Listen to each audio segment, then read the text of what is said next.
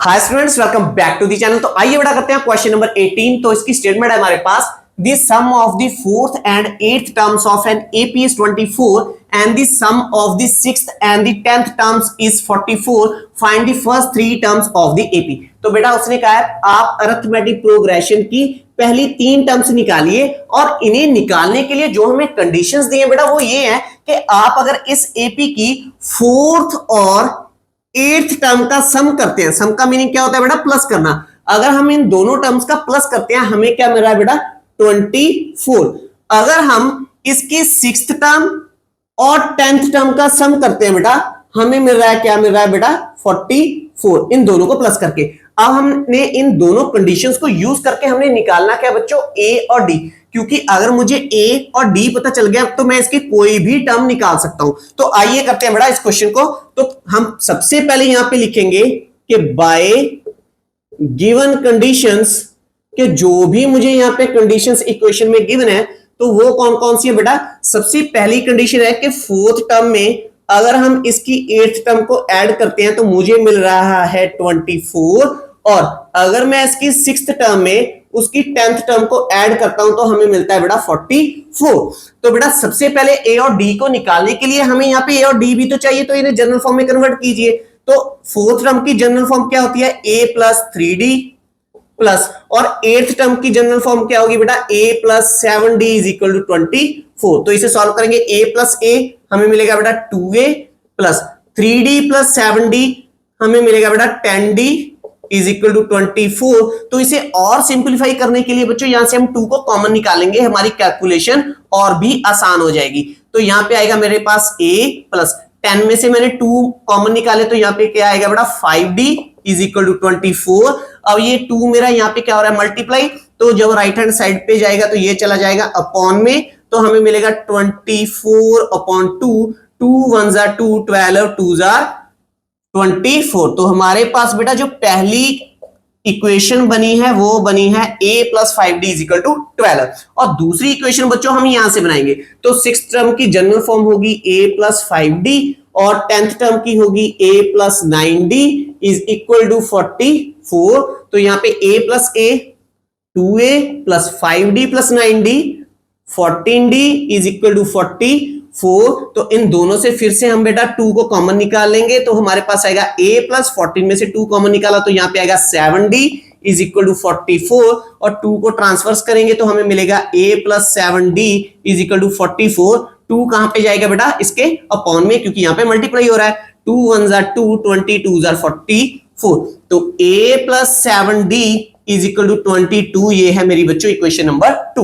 अब हम equation number 1 और इक्वेशन नंबर 2 को यूज करेंगे और एलिमिनेशन मेथड के साथ यहां से a और d की वैल्यू को निकालेंगे। तो बेटा अब सबसे पहले जो इक्वेशन नंबर 1 है वो हम यहां पे लिख लेते हैं, a plus 5d is equal to 12, और सेकंड इक्वेशन है मेरे पास a plus 7d is equal to 22। Clear है बेटा? अब यहाँ पे a का कोफिशिएंट क्या है? 1 1, दोनों का साइन भी सेम है। अगर दोनों का साइन सेम होगा तो इसे एलिमिनेट करने के लिए हमें क्या करना पड़ेगा बेटा? साइन को चेंज करना पड़ेगा। यहाँ पे माइनस, यहाँ पे माइनस, यहाँ पे माइनस, तो a से a हमारी क्या होगी? कैंसिल। यहाँ पे 5 क्या है प्लस का, 7 क्या है माइनस का, तो प्लस माइनस माइनस होगा। 7 में से 5 माइनस करेंगे, यहाँ पे आएगा 2, पर साइन किसका आएगा? माइनस का, क्योंकि 7 बड़ा है, उसके साथ लगाएंगे d। उसके बाद बेटा यहाँ पे अब 12 प्लस का, 22 है माइनस का, प्लस माइनस माइनस, पर साइन किसका आएगा? माइनस का। 22 में से 12 माइनस करेंगे हमारे पास आएगा 10।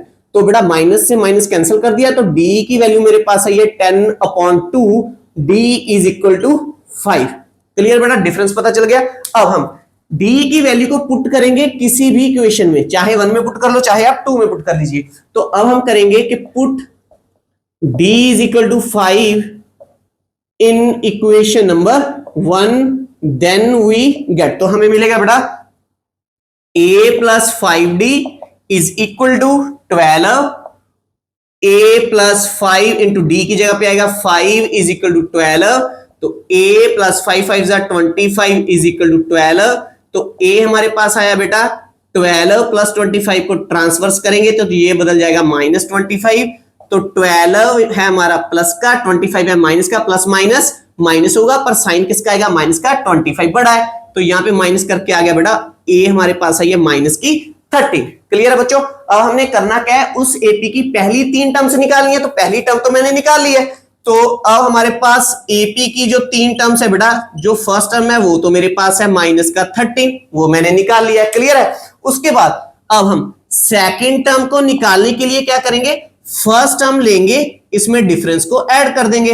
फर्स्ट टर्म हमारे पास क्या है, माइनस का 13, डिफरेंस हमारा क्या है बच्चों 5, तो यहां पे बेटा हमें क्या मिलेगा, प्लस माइनस माइनस, तो साइन किसका आएगा, माइनस का। 13 में से 5 माइनस करेंगे तो हमें मिलेगा बेटा 8।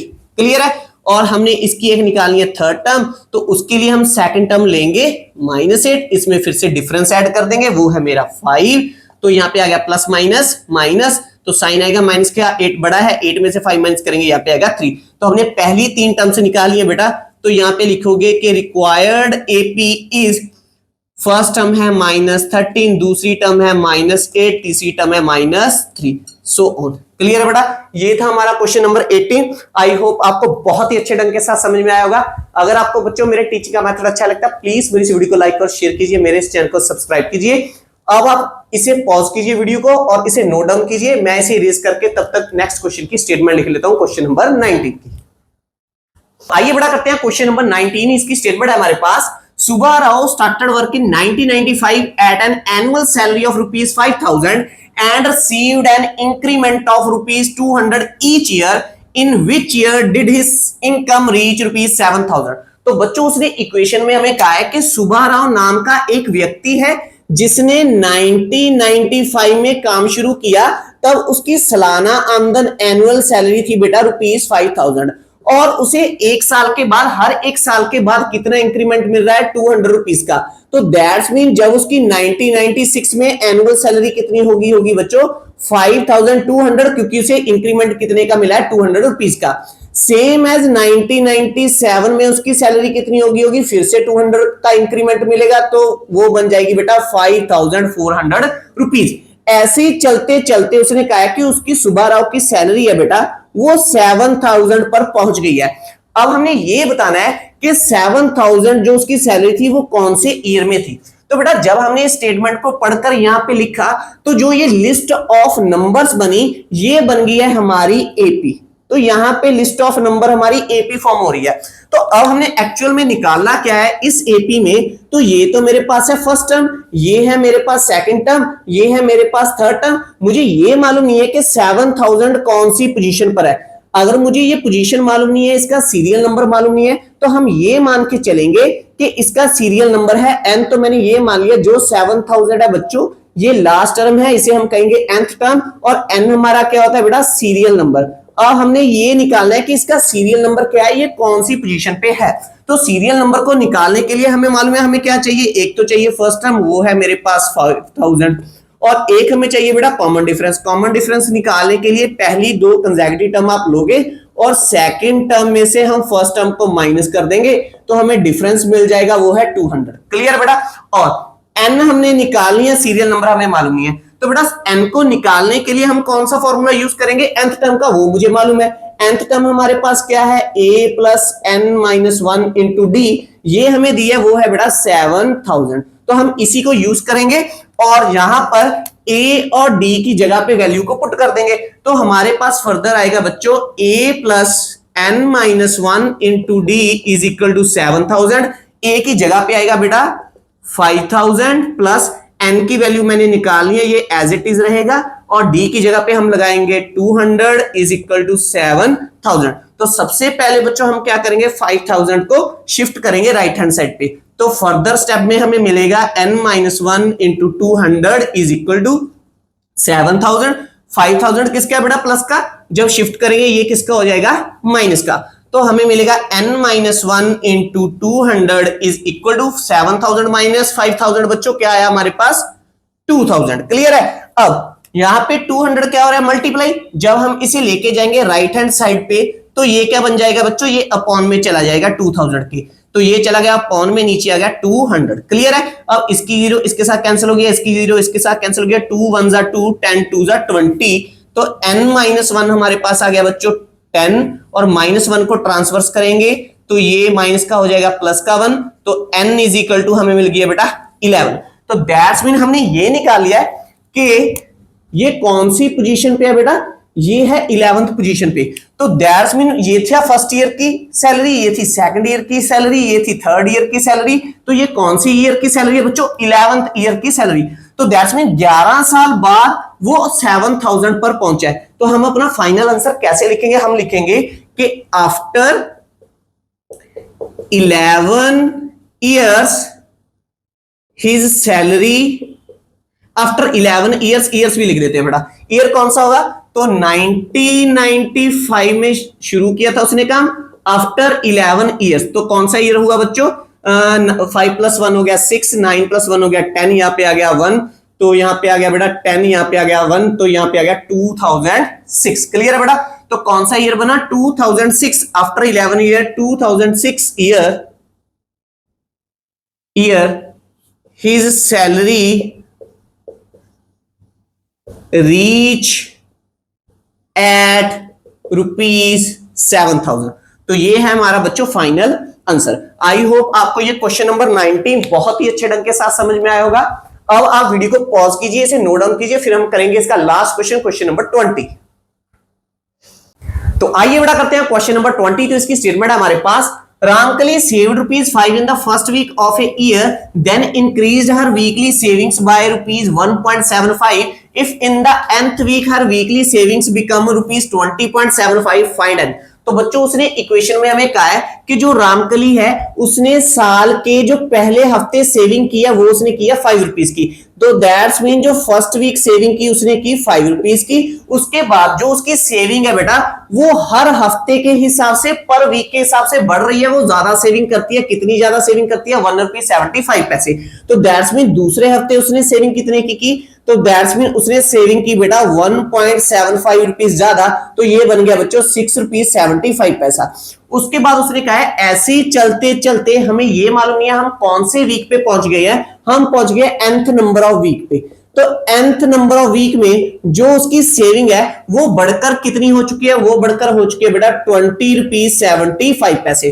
तो उसने यही कहा है, यहां से आप ये निकालिए, एन की वैल्यू निकालिए कि कौन से वीक में उसकी जो सेविंग है इतने रुपीस हो चुकी है। क्लियर बच्चों। अगर आप ध्यान से देखोगे बेटा जो हमने यहां पे ये लिस्ट ऑफ नंबर्स लिखी है ये बन रही है हमारी एपी। क्लियर है। जो एपी की 5 है बेटा ये है फर्स्ट टर्म, 6.75 है सेकंड टर्म। अब जो यहाँ पे 20.75 है इसका सीरियल नंबर हमें मालूम नहीं है, तो हम ये मान के चलेंगे ये nth पोजीशन पे है और इसका सीरियल नंबर ही हमने निकालना है बेटा। क्लियर है। अगर हमें सीरियल नंबर पता चल गया हमें ये भी पता चल जाएगा कि ये कौन से वीक में इसकी सेविंग इतने रुपीस की होगी है।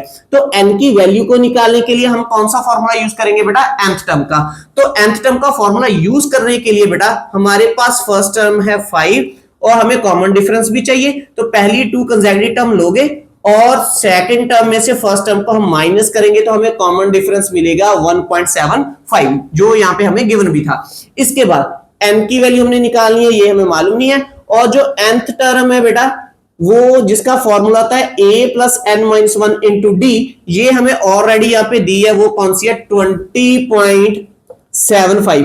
तो हम क्या करेंगे बेटा n की वैल्यू को निकालने के लिए हम यहाँ पे a और d की वैल्यू को रखेंगे। तो उसे एक बार नीचे लिख लेते हैं।